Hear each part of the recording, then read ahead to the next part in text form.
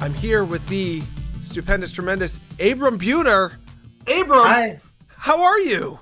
Oh, I'm so good. I'm so happy to be doing this because I feel like we always see each other like at specifically PAX East, Yes, which I'll be back at again this year, of course. great. And we like see each other for a couple minutes, and it's always great. And then we don't get to talk that much otherwise. So thank you for having Yes, me. no problem. You are, and thank you for being on.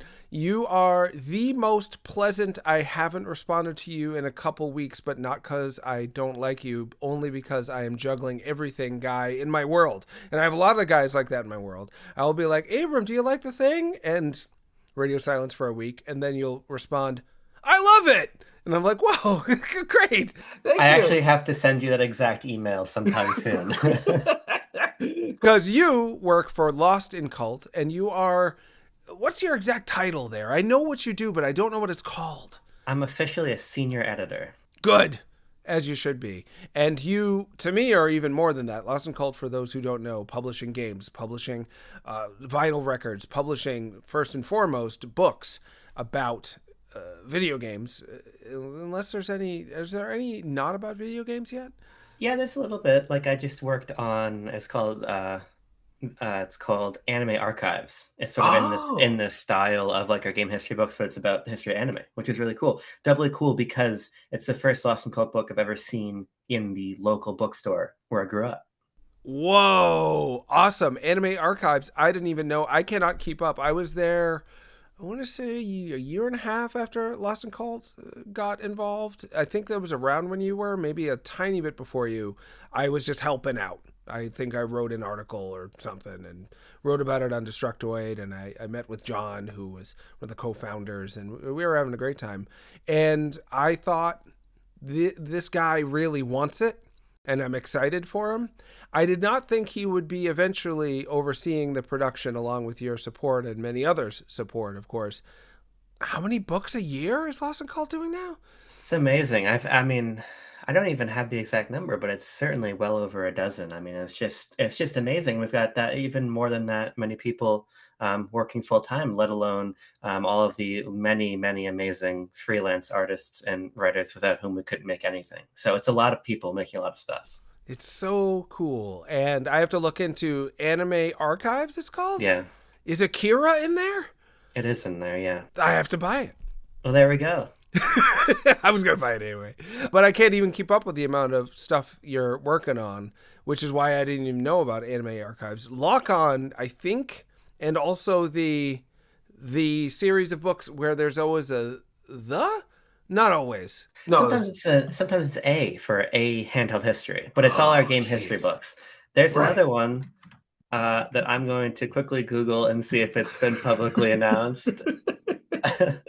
um, it's about arcades. I can say that much. Yeah, it's out. It's out there in the world. It's called Arcade Adventures, which is our new one. Whoa. Setting all about the history of arcade games, which is really cool for me because like I didn't grow up playing arcades. Yeah. So that one more than any of the others was like a really awesome learning experience for me. Well, the thing about you, Abram, that's always wowed me, first of all, that you're so accomplished at such a young-ish age, mid-20s? I'm about to turn 25 in I like thought so. 2 weeks. Yeah. Amazing. Doing so good. And you love games you've never played on systems, consoles you've never even touched. Be it arcade games from joysticks to haptics, or did I do it backwards? No, you got it. That's right. Yeah. Every once in a Yeah. while. Yeah, a lot of those things I bet you had not touched either. And you have this deep curiosity and excitement for an aspect of games that you don't come with your own personal or experience with, and therefore it's not like I just love Dig Dug because I played it all the time. You're like, what? They made a Dig Dug, and you want to dig into that. It's pretty incredible. Yeah, I mean, I only have like a limited amount of time to play games, and like I have my particular interests, and then I have a number of hobbies and pursuits outside of games to cultivate, and so I don't have time for everything. And I think kind of my favorite part about working on these books is I get to work with awesome writers like you who have a totally different perspective and can teach me something, and I can kind of like learn to love something that I'll never probably ever have the time or opportunity to experience myself. Wow, it's a people loving thing. And you don't always see in this whole video games world. You want to know what the people are thinking. the writers, the artists, everybody who is also talking about games alongside you. And you also are very interested in voicing your own opinions while always so respectful for a young man. I was reading your blue sky tweets, your skeets, and you were like, I don't want to be someone who goes around being mean about it, but not so sure about blank topic. And I was like, where did he learn to be such a dapper and kind gentleman? I just I'm really interested like in like why people play games and what games mean to them in their own lives.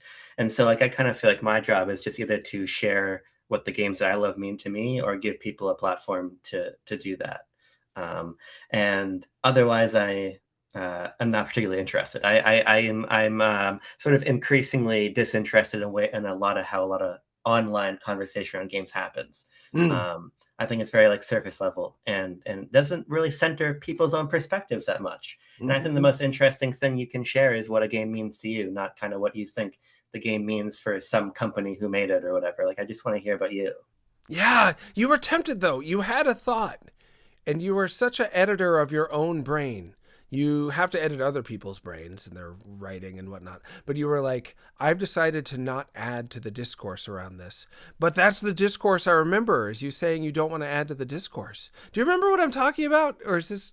Yeah, I feel like this is like a thought that I often express. I kind of feel like there's like a calendar in my mind, subconscious mind. It's like, oh, today you have to reaffirm you don't want to talk about something, and then I go out into the sky and I do exactly that. I think the most recent thing I was doing that with was not wanting to talk about sales figures anymore because that Wow. just doesn't really feel like that's my responsibility or area of expertise. This is stuff they didn't teach us in internet school when I was, geez, when did I start on the internet? 28, 29, maybe, writing about video games. Yeah. I was like, every opinion should be shared. Every thought I have needs to be put on the internet because I'll let the people decide. And boy, have I learned since then that you absolutely do not need to do that. It's not actually all that helpful. There's so many ideas out there already. And it's to, I guess, my credit, 20 years ago, around when I was starting to write about video games online, there weren't as many opinions. There was like three video game websites or four. Kotaku, Destructoid, Joystick were like the new ones, and then IGN and Game. There was like, okay, five or six. So it was like, hey, nobody's ever talked about how, oh, I don't know, Tomba looks kind of punk rock and cute. I'll talk about that. And I would still talk about that. But I wasn't worried that, I was never worried that I was doing something wrong in any way I talked about video games because nobody had ever learned from mistakes yet. Yeah. And I did. Yeah. Everybody's out here, and everybody has a platform to say whatever they want. And I think that's awesome. But I think it's kind of made me feel, well, okay, a lot of other people are going to say all this stuff for me. So when Mm. I come out with something to say, when I have something to write that I want to share, I want to make sure that only I could have done that. Mm-hmm. And you also, I think, don't want to share an opinion just to vent or to be at all about yourself and any sort of frustrations you have. And instead, you are constantly trying to be constructive, which is wild. I mean, that's exactly what private DMs on Discord are made for. Because it's not that I don't have these impulses, it's just that I have an avenue for them. And that Mm. avenue is not the sort of the public sphere. Yeah. Literally, all we had in the olden days was message boards, emails, and whatever website we. I mean, this is pre-Twitter. It's pre-Facebook. Oh, Friendster. You know about Friendster? I feel like there's a lot of those that like I only know like kind of by name. Yeah, But but but from but old there's a people. difference because sometimes people are like, "Oh, have you ever heard of like cassettes?" And I'm like, "Well, yeah. Like my mom had a cassette player in her car." Right. I feel like there's like a misconception around what people who are born around 2000 like myself do or don't know. Mm-hmm. And so like Yes. some of those touchstones from before me are still quite familiar. Friendster is not in that bucket. Well, I think it's different with the internet because websites will be gone and there's not any of them like lying around in your mom's car. They're over pretty much unless you find someone to talk to you about them, and even then, unless it's on archive or something, you're not even going to see it. So, and that's part of why it's so wonderful what Lost in Cult does. You're creating tombs, tomes, tomes Not tombs, hopefully. I don't. I hope well, I wouldn't mind being buried with some of the articles I wrote for Lost and Cult books. I'm pretty proud of them. I think that you are creating a physical manifestation of the current times for people to hold on to for a long time. Yeah, and I think that's really important, and I really love that a lot. But at the same time, and this is might even sound counterintuitive given what I do, like I try to also make sure that some of what I write or some of what I have to say is very widely accessible because I kind Mm. of really feel like we need both. Mm-hmm.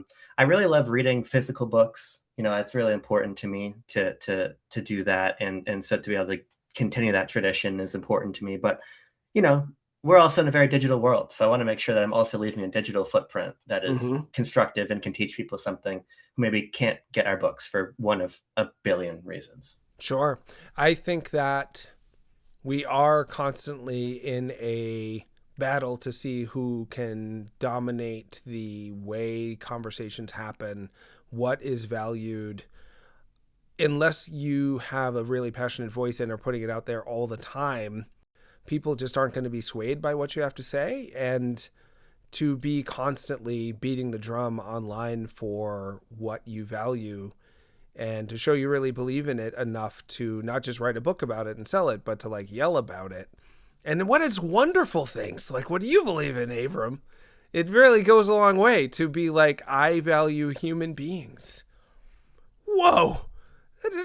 Not everyone's saying that. I don't want to be negative, but there's certain things happening all the time in video games that make me wonder, do people really care about each other? Or do they just care about products or marketing or winning a competition or sales numbers, like you said, or having a bunch of famous friends or whatnot?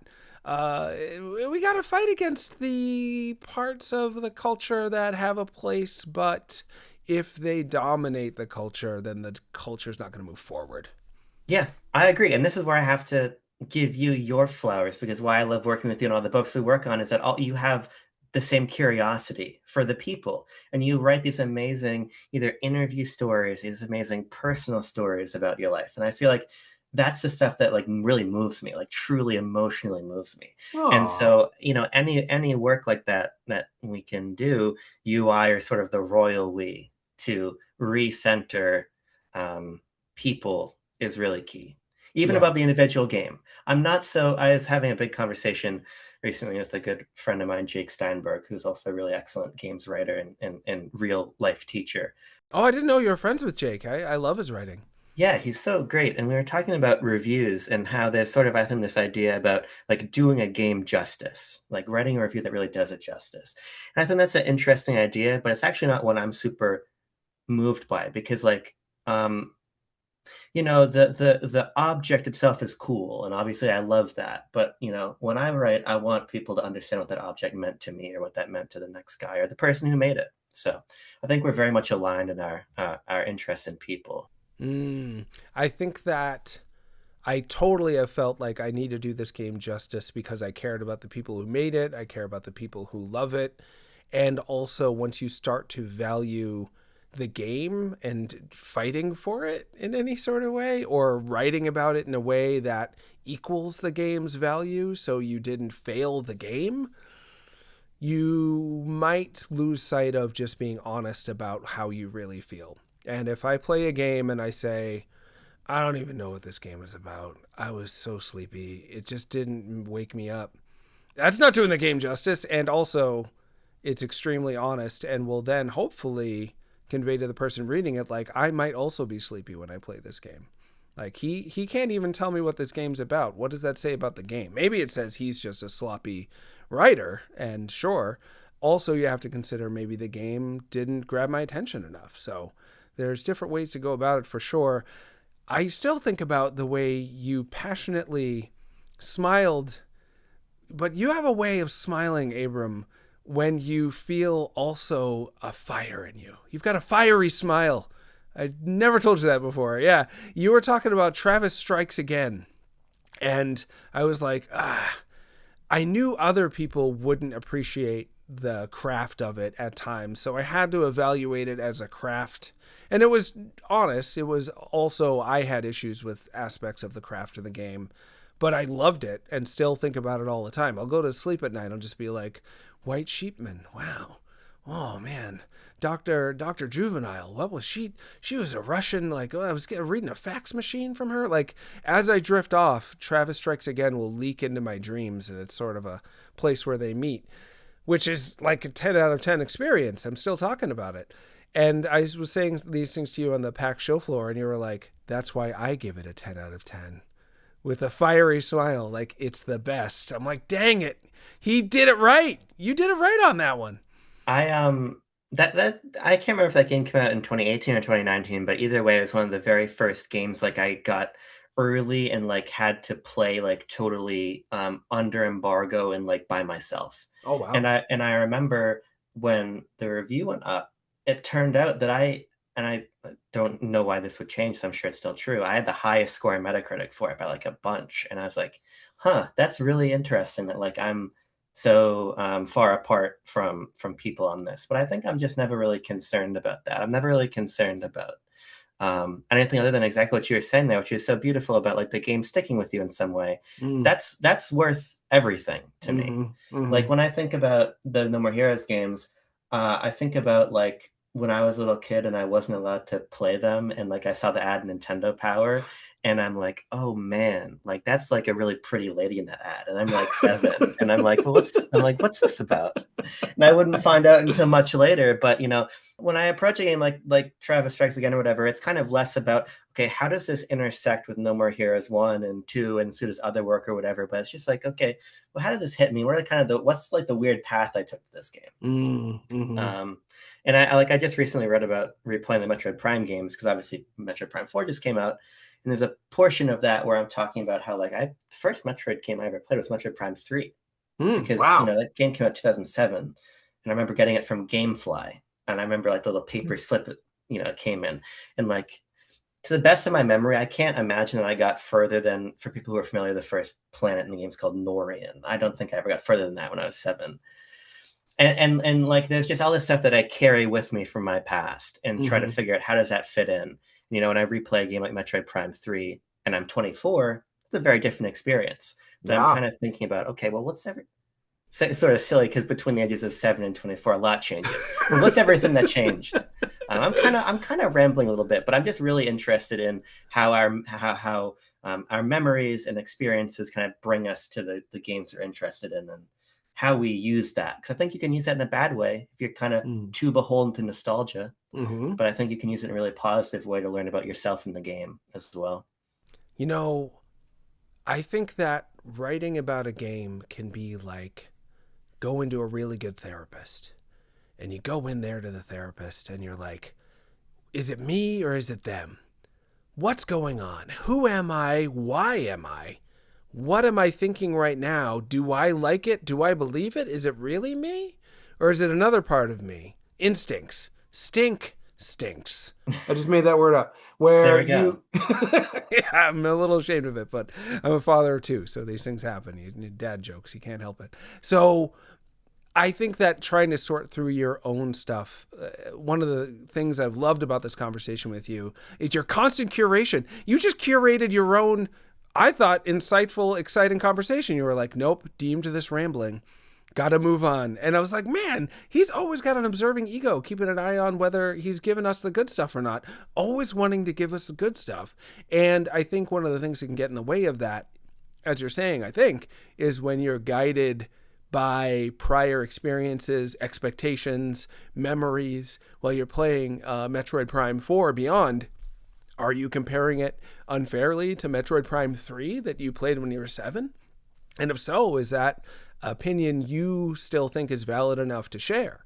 And when I read reviews for games saying, should have been a different Metroid game, and don't even get me started on Star Wars. Oh, when people are like, this movie wasn't another movie. I'm like, but what was the movie you watched? And they're like, I don't know. It wasn't Empire Strikes Back. Therefore, it was bad. I'm like, oh, come on.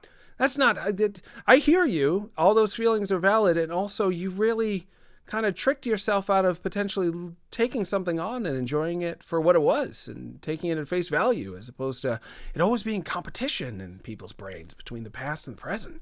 Yeah, I would never pretend that I could peer into the heart of a reviewer through the words they put on the page. But I sometimes found myself wondering if a lot of reviews that I read that sort of skewed negatively on Prime 4 were coming from people who were sort of not willing to let into their heart anything that wasn't Metroid Prime 1 again. Now, there Mm. are some really wonderful, Robin B, for instance, wrote a wonderful, pretty negative review of Metroid Prime 4 for Inverse. I thought was excellent. But I read a lot of other reviews that didn't really feel like they were interrogating the work so much as that they were pointing to the distance that this new game is from that first game. And I Mm. think one of those is a lot more helpful than the other. Yeah. Yeah. I think that it's so hard because some readers just want to know, is it going to make me feel like Metroid Prime 1 again? And if the answer is no, then they're out. But you can just, that's a tweet, I think, at that point. Yeah, I think I sometimes run into an issue where I feel like the vocabulary with which I want to describe games just does not relate to the average person who's trying to get information out of me. Because like I'm loving Metroid Prime 4 a Mm. lot. I love it. And like what I love about it is that I feel like it has a very different rhythm than the previous games. And I Mm. think that sort of the discrete areas in it each have their own priorities in comparison to each other. Mm-hmm. And like I feel like I relate to each area a little bit differently. And sometimes the game is like very aware of me as the player and like subverting. There's a lot, you play a Metroid game and the more power-ups you find, the more missile expansions you get, typically the easier combat will get, sort of the more Mm-hmm. powerful you feel. There's a part in this game where you're surrounded by enemies that are unrelenting. You actually have to almost be killed for it to like trigger a cutscene where you get saved. I'm like, this is amazing because actually all of the work I put in to like find all these power-ups have actually just prolonged this purgatory that I'm in, where I'm stuck here and the only way I'm progressing is to die. It's like an interesting flip of what exploration usually does for you. So there's a lot about how I relate to this game and what the game is trying to do that the other ones weren't, that I think is amazing. But I think that's like not as easy to sum up as saying, oh, this doesn't feel like Metroid Prime 1, which it doesn't, but there's so much more to it than that. Whoa! So I'm not that far in Metroid Prime 4 Beyond. My 10-year-old is playing it as we speak, and we'll get his opinions about that game if we haven't already on some other podcast. I've helped him a little bit here and there, and I've been wowed by how the game is much more handholdy than the Metroids I grew up with, which was the first one, and how I don't mind because it seems so caring in the way it's doing it. They just showed us how to use a new ability with bombs and your psychic powers, and it like walked us through step by step how to do it. And I was just like, thank you. Now I can use that tool later and don't have to triple guess how to do it because, well, I've done that before and I'm sleepy, so I don't want to have to figure everything out on my own anymore. It's kind of nice to be cared about in that way. But what you're saying about them flipping on its head the empowerment of just fighting and winning, but it's impossible, that is so much more true to life. The more powerful I get in life, the more I need to learn to not wield my power and instead see what happens on the other side of it when I don't get exactly what I want and give in to powerlessness and vulnerability to really push myself forward, because as long as you're on top of everything and winning all the time, you only see one side of the story. So, man, you're reviewing the heck out of this game already. I can't wait to play more of it. Thanks to you. Yeah, well, I really hope you love it. I mean, I love these games because they're like so subjective. I think the relationship you have to Samus is so key. Like I was replaying Metroid Prime 2, and that game is so hard and it's so Mm. exhausting and it's like mentally taxing because there's so much to keep track of. And Mm-hmm. like you go into a save room and Samus in her animation, she like sighs. And because she's like got a little 3-second break from everything. And Yeah. I'm playing that game and I was starting to realize like, oh, when she sighs, I'm sighing too in real life. And Mm. like my hands getting sweaty and I'm trying to wipe my palms off. And there's this like very close relationship that I formed to Samus and then Samus Yeah. has to the world. And I think that Prime 4 complicates that in a lot of really cool ways. Can't wait. Yeah, Prime 2 really stuck with me. I loved Prime 1 because I was in that phase where I was just comparing it to past things. I was a younger person. And I was like, they managed to do it. This gives me a Super Metroid feeling in 3D. And therefore, that passes the test. And now I appreciate the game on its own merits. But Prime 2, whoa, what couldn't believe the stuff they were coming up with. It was such an idea cavalcade. Light suit, dark suit, evil, soul sucking, dark world, dark Samus. Like the willingness they were to subvert and flip and challenge you with real problems. And I think I was in a real problems loving phase back then. I loved Resident Evil 2, Resident Evil 4. Oh my God, what a problem. I couldn't believe how bad my life was in those games. And it made real life seem so much better by comparison. It's real anti power fantasy, I suppose. But I was living it up. And then Prime 3, just sort of a sugar, just a sweet candy time with the Nintendo Wii, my beloved, totally easy on the eyes and easy on the soul. The Wii, I just consider it like a comfort food. I love the Wii because anybody can play it with me. And I Yeah. think that's somewhat sort of underappreciated. Even a game like Mario Kart World, which I have a great time with, that's a very complicated game. Mm. I brought my Switch 2 home with me over Thanksgiving, and my parents are watching it, and it made them want to wish they could play Mario Kart Wii again. Mm. Because I think that sometimes as gamers we kind of overlook or we're so adept at playing games that we don't really Mhm. realize that things we take as simple are actually really hard for somebody that's not in gaming yet. Yeah. Um, It and I want everybody to be in gaming. You do. You want to get online and tell everyone what's going on? You want to give everybody a book? I bet you would give everyone a book in the world. I a think lost. everybody should have a book. Yeah, they can have if they want a Lost and Cult book. That's great. I'll give them a different book if they prefer that. I'd like them to want a Lost and Cult book. Well, geez, how many Lost and Cult books are there? Like 50 now? There's so many books. It's a big number. And there's more to come. It's More to completely come. bananas. Yeah. Yeah. Well, Abram, I'm sitting in a way that my feet are falling asleep. So while I've enjoyed talking to you so much, my feet are completely numb from the ankles down, and I might need medical attention. I hopefully won't. I'll just Stick them up Hopefully in. not. yeah. How do you make your feet come to life again? Do you know? I just sort of hope that they do.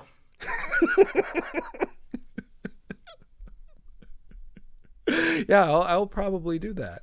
Oh, and I didn't get to ask you all that cool stuff behind you before we go. I do have to know. Is that Samus in a poster? What is that? Is that? Let's see. This one here is actually from a place that my partner used to work, which Okay. I think just that she used to work for like a medical research place. I think it's just a cool poster. Yeah, if you squint, it looks like Samus sticking her leg out and shooting an arm cannon. And then I have a Dune poster there because I love Dune. And then it's affixed to the wall. I don't even know how far I can get this, but it's a piece of art I did of a couple gorillas, and there's a little piece of Ah. art of a turtle up there. I'm sure Zoom is making that impossible to see, but I've got all kinds of stuff on my wall, and then I have about 1 million amiibo in a shelf. That's So good. Did you get the Silex amiibo? They're all on my desk, but this is gonna be, unintelligible, but I have every Metroid amiibo in my hands right now. My Silex just arrived today, yes. That's awesome. I tried to get it. They wouldn't sell it to me the other day. They said, we only got enough for pre-orders. Come back on Saturday. So I was bummed. I haven't beaten the game yet. Do they reveal Silex's identity, or do you not even want to reveal that? Have you beaten it? Do you know? I haven't beaten it yet. I don't know. So I'm very curious. curious. We're in that curious moment together, and I hope we stay curious together about games and each other and what the next is going to do for the rest of our dang lives, Abram.